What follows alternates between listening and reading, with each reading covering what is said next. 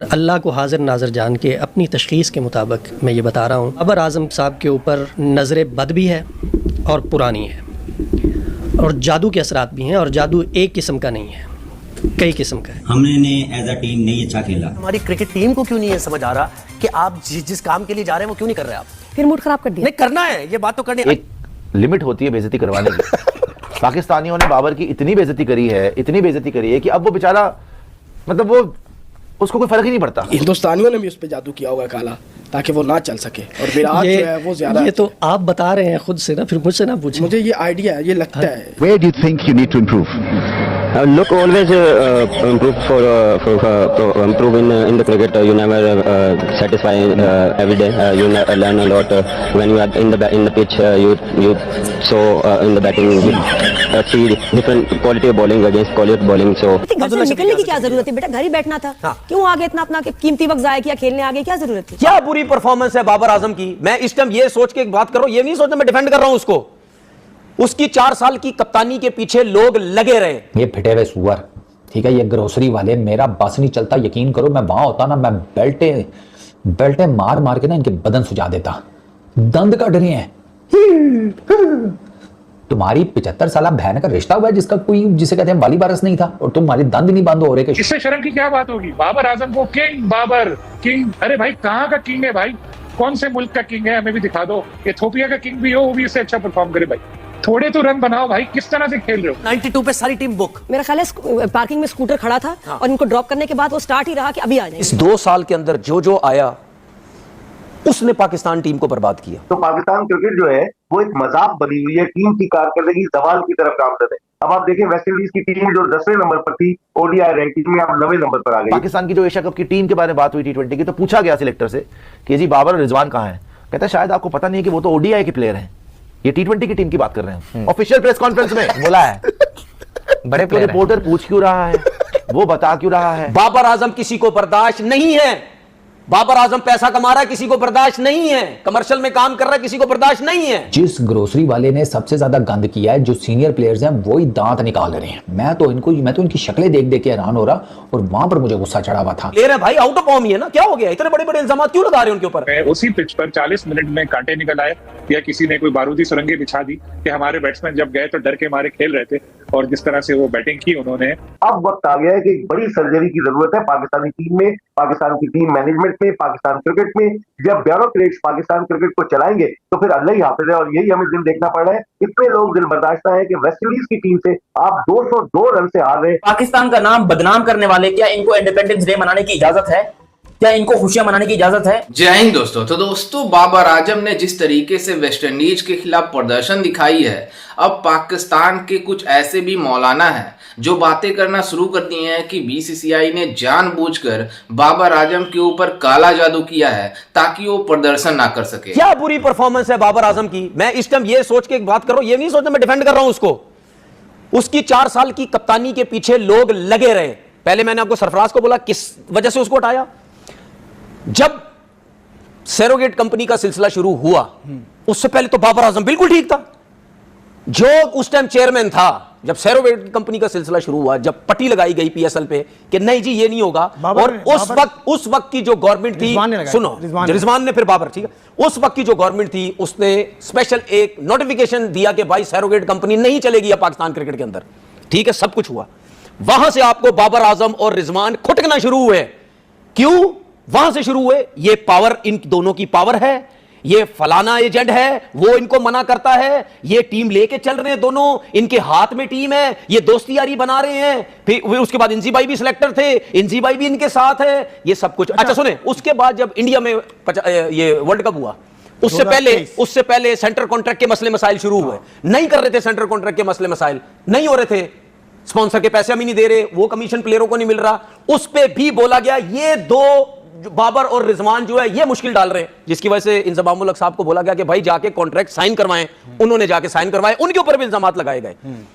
ठीक है, इस तरीके से टॉर्चर किया गया इन लोगों को, इस तरीके से लोग लगाए गए। टीवी पे बैठो, फ्रेंचाइज जब बाबर ने, मैं नाम नहीं लेना चाहता उस फ्रेंचाइज का, जब बाबर आजम ने जिस दिन वो फ्रेंचाइज छोड़ी, उस दिन से उसके पीछे पड़ गए। बाबर प्लेयर सुने। दरअसल बर्बादी का आगाज अब से 2 साल कबल ही हो गया था कि जब मुख्तलिफ किस्म के फैसले किए जा रहे थे, फैसलों में मुस्तकिल मिजाजी की कमी नजर आ रही थी। कभी कोच बदलता है, कभी कप्तान बदलता है, कभी टीम का इंतखाब करने वाले बदल जाते हैं, कोई चीफ सेलेक्टर नहीं है, और फिर कभी कभी जो लोग मशवरा देते हैं पीसीबी के चेयरमैन को, वो उनको गलत राह की तरफ लेकर चले जाते हैं। कभी चैंपियंस कप होता है, 50 लाख रुपए महाना दिए जाते हैं, कभी कुछ होता है, कभी कुछ होता है। तो पाकिस्तान क्रिकेट जो है वो एक मजाक बनी हुई है, टीम की कारकर्दगी जवाल की तरफ गामजद है। अब आप देखें वेस्ट इंडीज की टीम जो 10वें नंबर पर थी ओडीआई रैंकिंग में, अब 9वें नंबर पर आ गई। पाकिस्तान 4थे से 5वें नंबर पर चला है।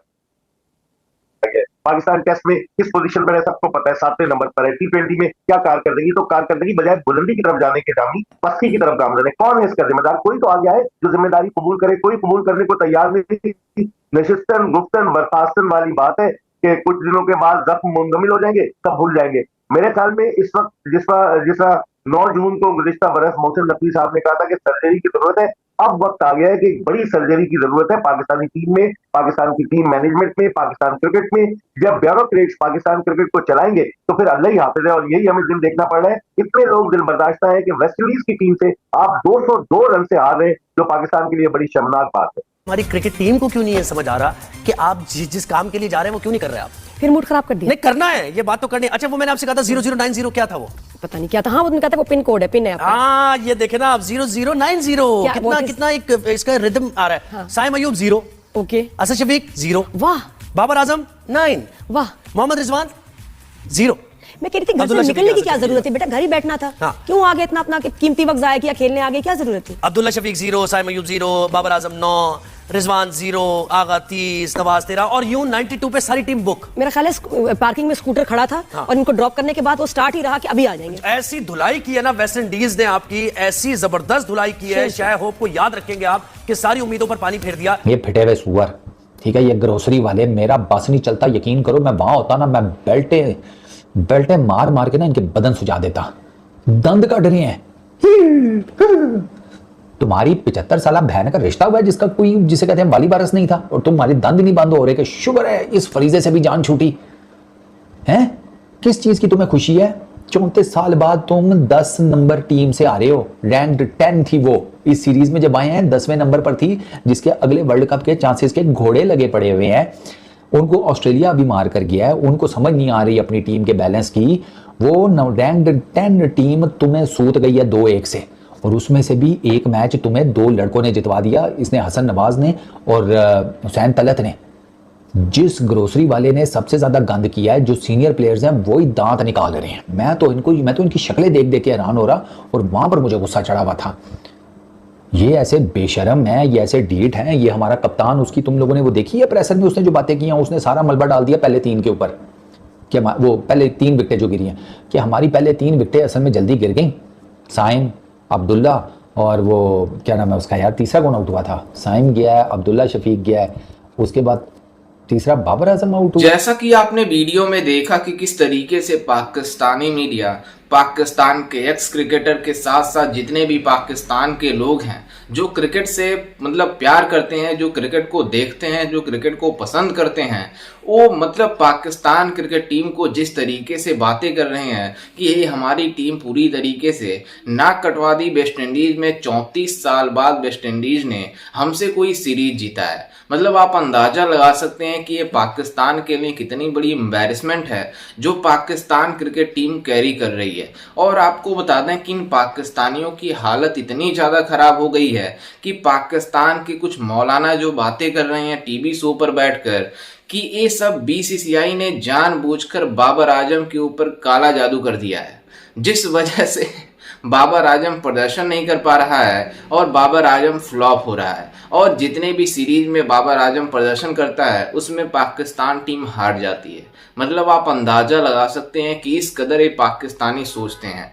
मतलब 2023 में जब भारत से वर्ल्ड कप हारे थे लोग, तब भी मतलब इधर उधर की बातें कर रहे थे कि मतलब भारत में जो पिच बनती है उसके ऊपर केमिकल का छिड़काव कर दिया जाता है, जिससे बॉल में कुछ इधर उधर की प्रॉब्लम्स क्रिएट होती है, जिससे दूसरे टीमों को नुकसान होना शुरू हो जाती है और जो भारतीय टीम है उसको फायदा होती है। उसके बाद से जब इन पाकिस्तानियों को तमाचा पड़ा तो खुद मतलब 2024 में जब T20 का वर्ल्ड कप यूएसए और वेस्ट इंडीज में हो रही थी, उस समय बातें करना स्टार्ट कर दिए कि मतलब जो पिच है उसमें कुछ ऐसे कारनामे हो रहे हैं जिस वजह से भारतीय टीम को फायदा हो रही है। मतलब आप अंदाजा लगा सकते हैं कि इस तरीके से बातें बताते हैं और बातें करते हैं कि भारत ने इतने पंडितों को बिठाया था ताकि भारत T20 वर्ल्ड कप जीते, और भारत ने जीता भी था। लेकिन इन पाकिस्तानियों ने जिस तरीके से जिस वे में बातें कर रहे थे, मतलब इसको सुनकर शर्म आनी चाहिए इन पाकिस्तानियों को कि इस तरीके से बातें कर रहे हैं। और अब इस तरीके से बातें कर रहे हैं कि बाबर आजम के